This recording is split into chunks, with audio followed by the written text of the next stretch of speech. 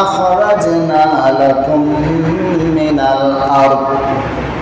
হে বিশ্বাসীরা, আনফিকু, তোমরা ব্যয় করো, যেটা তোমরা কষ্ট করে উপার্জন করো সেটা ব্যয় করো, আর আমি আল্লাহ জমিন থেকে যেটা উৎকত করে দেয় এর থেকে তোমরা ব্যয় করো। খুব খেয়াল করেন, এখানে আল্লাহ দুইটা কথা বলেছেন। একটা তোমরা কষ্ট করে যেটা উপার্জন করো, আর একটা হচ্ছে আমি জমিন থেকে যেটা উৎকত করায় দেই। খুব ভালো করে বোঝেন। আমি এই ছোট্ট মাথায় যেটা বলেছি, যেটা কষ্ট করে উপার্জন করি, এর অর্থ হচ্ছে এই যে কঠোর পরিশ্রম করে স্যালো মেশিন, ডিপ টিউবওয়েলের মাধ্যমে আমরা চাষাবাদ করি, এটা কিন্তু আমাদের কষ্ট হয় কি হয় কিনা বলেন, কি হয় কিনা?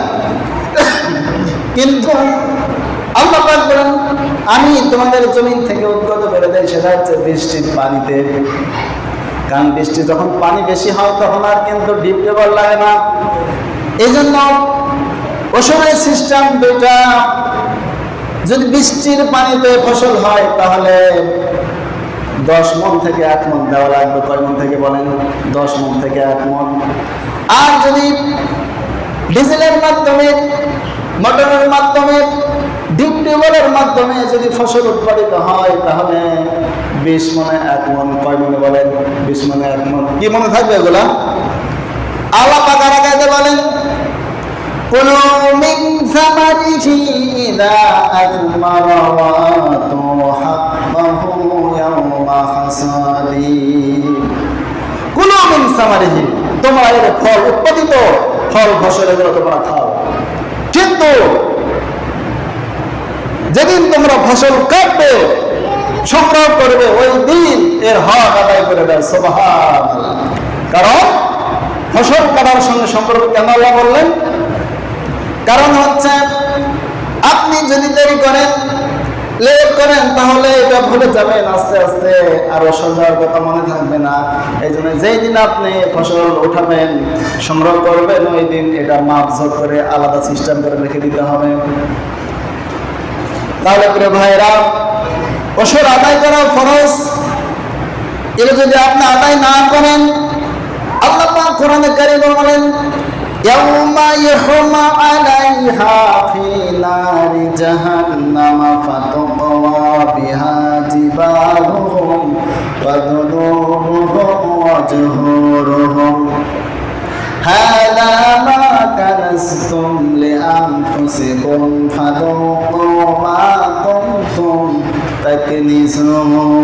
ইয়াউমা ইয়াহমা, একদিন আসবে এমন যেদিন ইহমা, আমি দগ্ধ করবো, উত্তপ্ত করবো, পোড়াবো, আগুনে পোড়াবো। ফিন্নার জাহান্নাম ফাতুকওয়া বিহা, এরপরে সেটা দিয়ে আমি দাগ দেবো, সিল মেরে দেব। আমার ভাইরা, কত কঠিন কথা আল্লাহ পাক বলেন। এই সম্পদের যদি ওসর আপনি না দেন, তাহলে যেই সম্পদ এখন এত কষ্ট করে আপনি উপার্জিত করেছেন, সোনালী ধান, এগুলো যদি আপনি ওসর না দেন, কিয়ামতের ময়দানে এই সম্পদগুলি, এই ধান আগুনে জ্বালানো হবে। কি করা হবে বলেন? আগুনে জ্বালানো হবে। যেটা দিয়ে আপনি অর্থ সঞ্চয় করেন, কিন্তু এগুলো কিয়ামতের ময়দানে জাহান্নামের আগুনে জ্বালানো হবে, দগ্ধ করা হবে। ফাতুকওয়া বিহা জিবাহুহুম ওয়া যুনুবুহুম ওয়া যুহুরুহুম। এরপরে আমি ফাতুকওয়া বিহা, এই সম্পদ আগুনে দগ্ধ করে, জিবাহুহুম, তাদের কপালে আমি সিল মেরে দেব, ওয়া যুনুবুহুম, পাজরে, ওয়া যুহুরুহুম, পিঠে, 3 জায়গায় আল্লাহ তাআলা সিল মেরে দেবেন। বলেন নাউজুবিল্লাহ। তাহলে যেই সম্পদ আপনি উপার্জন করেছেন, ওসব যদি আপনি আদায় না করেন, তাহলে 3 জায়গায় আগুনের দাগ দিয়ে দেওয়া হবে, সিল মারা হবে। কপালে কেন দেওয়া হবে? যাতে করে মানুষ যখন সামনে চলাচল করতে, যখন চোখ পরে, নজর পড়ে, তখন কিন্তু কপাল আগে পরে। কি পরে বলেন? কপাল পরে। জাহান্নামে যখন এই সম্পদ দিয়ে আগুনের সিল কপালে মারা হবে, তখন আপনার কি শরম হবে না? বলেন, কি শরম হবে না? শরম হবে। মানে কপালে সিল মারার কারণে গোটা দেহ টকবক করবে, মগজগুলো গলে গলে পড়বে। এই জন্য প্রিয় ভাইরা, ওসর এটা সাধারণ খেল তামাশার বিষয় না, এটা ফরজ রবি হিসাবে আদায় করা লাগবে। এরা যারা খাত আল্লাহ তাআলা বলেন ইন্নামাস সাদাকাতু লিল ফুকারাই ওয়াল মাসাকিন ওয়াল আমিলিনা আলাইহা ওয়াল মুআল্লাফাতি কুলুবুহুম ওয়া ফির রিকাব ওয়াল যালিমিনা ওয়া ফি সাবিলিল্লাহি ওয়া ইবনিস সাবিল ফারিদাতাম মিনাল্লাহ আল্লাহু আলিমুন হাকীম।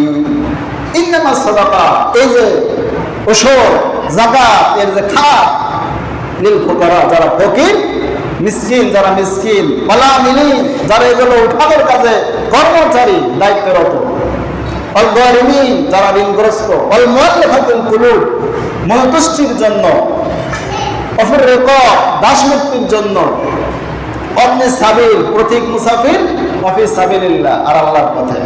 প্রিয় ভাই সব, তাহলে আল্লাহর পথে ওয়া ফি সাবিলিল্লাহ বলতে যা বোঝায়, এক কথায় আল্লাহর রাস্তায় আপনি দিবেন।